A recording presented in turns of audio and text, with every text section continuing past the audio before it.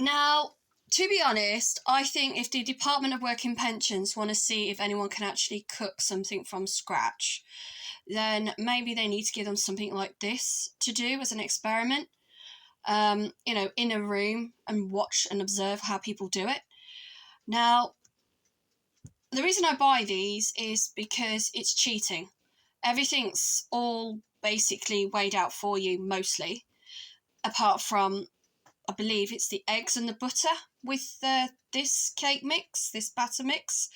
And I'm going by the diagram here. That's, I believe, is for butter. That's a picture for eggs. And then that's the cake. With regards to the instructions, I can barely read them. And what I've also noticed with this brand, there's no braille on there either.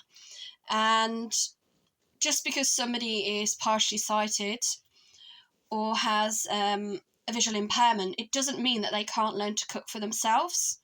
But they wouldn't be able to buy this product and use it because there is no braille instructions on this particular cake brand, which is a bit of a, I would have thought there would be in today's society, but anyway, there is not, sadly.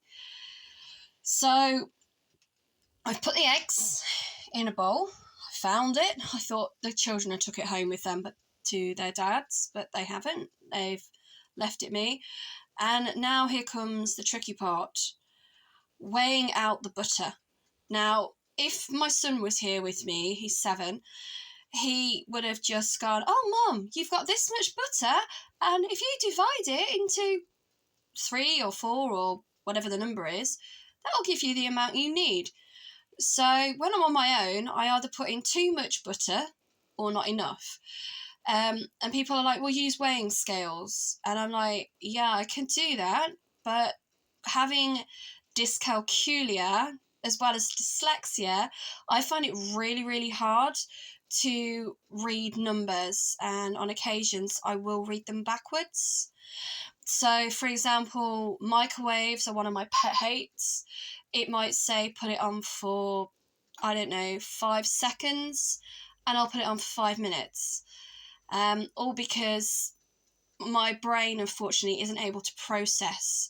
So when I do try to cook for my children, even if they are here or not here, I always go by smell as best I can, which if you had COVID, you might not be able to do that, because I believe if you loss of smell is something that COVID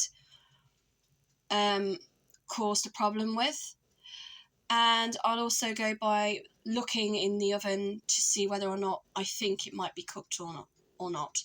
So I will try to weigh out the amount of butter that it says on here, and we will take the rest of the video from there.